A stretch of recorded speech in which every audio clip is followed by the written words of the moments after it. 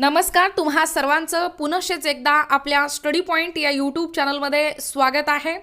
तर आजचा व्हिडिओ हा असा असणार आहे, अंगणवाडी सेविकांच्या मानधनवाढीवरून एकमेकांकडे बोट।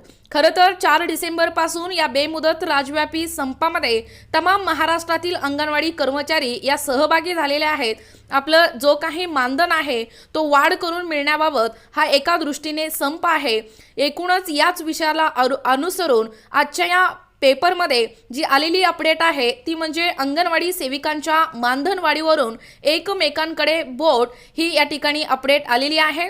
ही अपडेट या ठिकाणी पाहण्या अगोदर तुम्ही जर आपल्या स्टडी पॉइंट या यूट्यूब चॅनलवरती जर नवीन असाल तर आपल्या चॅनलला लगेचच लाईक आणि सबस्क्राइब करायला विसरू नका। चला तर मग वेळ वाया न घालवता आजची अपडेट काय आहे ते या ठिकाणी आपण सविस्तरपणे पाहूया।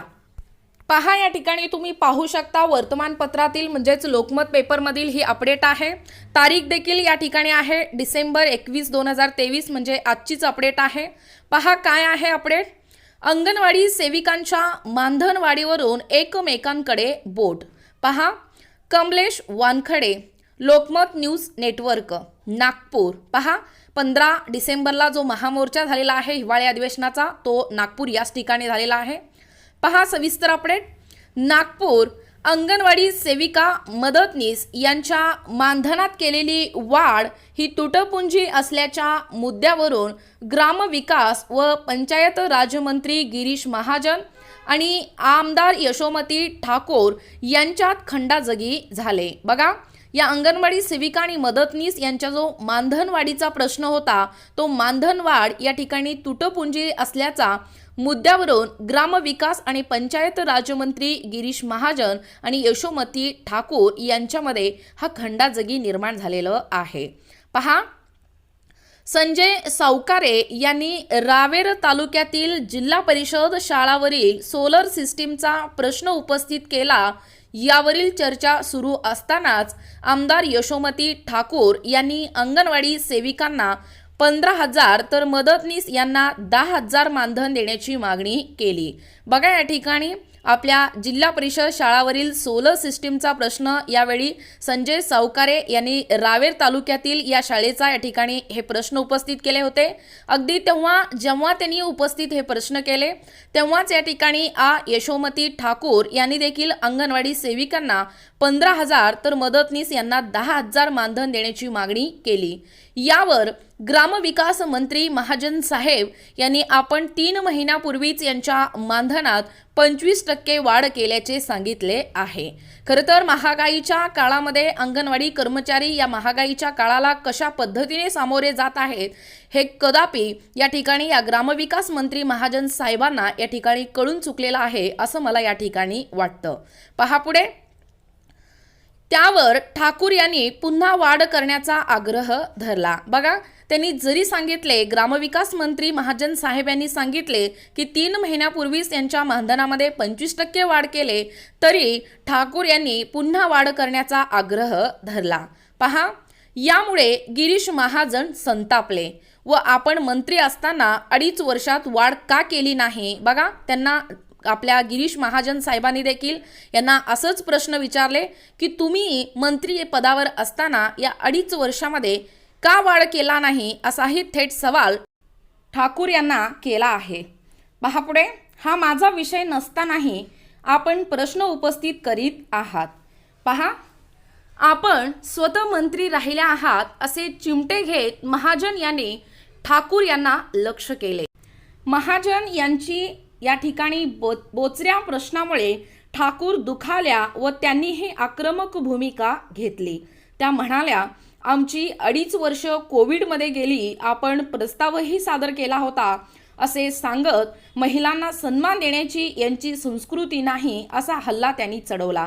बघा, या 2.5 वर्षामध्ये तुम्ही मंत्रिपदावर असताना या ठिकाणी का वाढ केला नाही असा जेव्हा गिरीश महाजन साहेबांनी या ठिकाणी सवाल केलेले असताना या ठिकाणी थेट असा प्रश्न केल्यावर या ठिकाणी आपल्या एकूणच यशोमती ठाकूरताई यांनी देखील त्यांच्या प्रश्नाला या ठिकाणी उत्तर दिले व त्यांनीही या ठिकाणी या 2.5 वर्षामध्ये पूर्णपणे कोविड होता आणि तसा प्रस्तावही मी या अंगणवाडी सेविकांच्या मानधनवाढीबाबत प्रस्ताव केलेला होता असे सांगत त्यांनी त्यांच्यावरती टीका केल्या। तर बघा, त्यांनी चिडून सन्मान देण्याची म्हणजे तुमच्याकडे महिलांना सन्मान देण्याची याची संस्कृती नाही असं त्यांनी या ठिकाणी रागाच्या भरामध्ये बोलले। खरं तर या ठिकाणी ग्रामविकास मंत्री महाजन साहेबांना या ठिकाणी सांगायचं आहे, बदलत्या या वाढत्या 21व्या शतकामध्ये बदलत्या या धोरणानुसार, सरकारच्या धोरणानुसार, वाढत्या महागाईनुसार अंगणवाडी सेविकांना 10,000वर आणि मदतनीसांना 5,500वर घर चालवणं हे शक्य आहे का, असाही प्रश्न तमाम महाराष्ट्रातील अंगणवाडी कर्मचाऱ्यांना पडल्याशिवाय राहणार नाही। त्यामुळेच सर्व संतापले आहेत। तमाम महाराष्ट्रातील अंगणवाडी कर्मचारी या संपामध्ये सहभागी झालेले आहेत व त्यांच्या हक्कासाठी, त्यांच्या मागण्यासाठी या संघर्ष करत आहेत आणि 3 जानेवारीला आझाद मैदानावर मोठा प्रचंड असा या ठिकाणी हा संप होणार आहे। त्यामुळे अंगणवाडीचा जो संप आहे तो संप या ठिकाणी मिटलेला नाही आहे, परंतु या ठिकाणी जो काही या ग्रामविकास मंत्री महाजन साहेबांनी सांगितलेलं आहे की 3 महिन्यापूर्वीच त्यांच्या मानधनामध्ये 25% वाढ केल्याचं सांगितलेलं आहे, परंतु या वाढत्या महागाईनुसार ते वाढ करणं हे देखील, ते वाढ कितपत त्यांना उपयोगाचा आहे हे प्रश्न या ठिकाणी उपस्थित होतोय।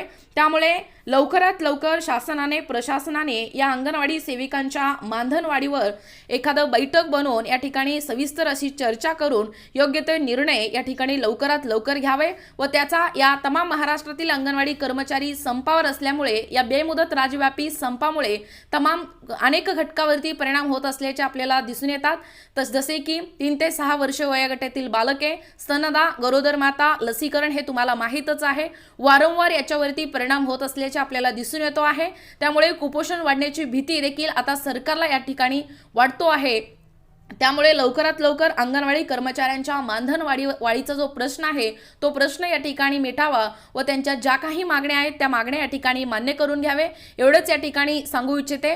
तसंच सर्व अंगणवाडी कर्मचाऱ्यांना देखील एक विनंती आहे, हम सब एक आहे, हमारी युनियन हमारी ताकद या उक्तीप्रमाणे तुम्ही जो हा संघर्षाचा हत्यार जो उचललेला आहात तो संघर्षाचा हत्यार हे शेवटपर्यंत अशाच पद्धतीने टिकून ठेवा व तुमच्यामध्ये एकजुटीने राहा, एकी हेच बळ आहे अशा पद्धतीने मी तुम्हाला देखील आपल्या स्टडी पॉइंट या चॅनलच्या माध्यमातून देखील तुम्हाला मार्गदर्शन तर करीतच आहे, परंतु तुम्ही जे दाखवलेला आहात एकसंघपणा, एकजुटीपणा हा शेवटपर्यंत, शेवटच्या श्वासापर्यंत असेच टिकून ठेवा, एवढंच या ठिकाणी सांगू इच्छिते। व तुम्हाला लवकरात लवकर या महामोर्चाच्या माध्यमातून तुमच्या ज्या काही मागण्या आहेत त्या मागण्या या ठिकाणी लवकरात लवकर मान्य होतील, या ठिकाणी एवढंच सांगू इच्छिते। तर तुम्हाला जर अशाच प्रकारचे नवनवीन अपडेट पाहिजे असतील किंवा तुम्ही जर कोणत्याही स्पर्धा परीक्षेची तयारी करीत असाल किंवा तुम्ही जर आपल्या स्टडी पॉइंट या यूट्यूब चॅनलवरती जर नवीन असाल किंवा आमच्या अध्यापनाचे व्हिडिओ जर तुम्हाला आवडत असतील तर आपल्या स्टडी पॉइंट या यूट्यूब चॅनलला लगेचच लाईक आणि सबस्क्राईब करायला विसरू नका। भेटूया अशाच पुढच्या नवीन व्हिडिओमध्ये, तोपर्यंत धन्यवाद।